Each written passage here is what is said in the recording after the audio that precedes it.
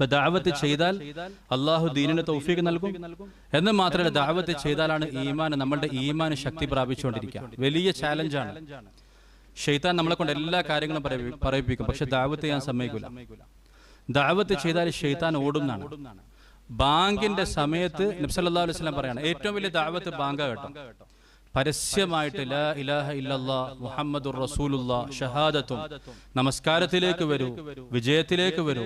കച്ചവടം ചെയ്യുന്നവരോട് പറയാണ് നമസ്കാരത്തിലാണ് വിജയം. കളിച്ചുകൊണ്ടിരിക്കുന്നവരോട് പറയാം നമസ്കാരത്തിലാണ് വിജയം. ഇത് കഴിഞ്ഞിട്ട് ബാക്കി. ഇത് ഏറ്റവും വലിയ ദഅവത്താണ്. ഈ ദഅവത്തിനെ പറ്റി നബി സല്ലല്ലാഹു അലൈഹി വസല്ലം പറഞ്ഞു, ബാങ്കിന്റെ ശബ്ദം കേട്ടാൽ ശൈത്താൻ റൗഹാ വരെ ഓടുന്ന 36 മൈൽ, ഏകദേശം 50-55 കിലോമീറ്റർ ദൂരമുണ്ട്. മദീനന്ന് ബാങ്ക് കൊടുക്കുമ്പോൾ ശൈത്താൻ മദീനത്ത് നിൽക്കൂല, റൗഹാ വരെ പോകും. അപ്പൊ ശൈത്താൻ എത്ര പ്രയാസാണ് ദഅവത്ത് എന്നുള്ളത്. എന്നിട്ട് നമസ്കരിക്കാൻ തുടങ്ങിയാലോ, നമസ്കരിക്കാൻ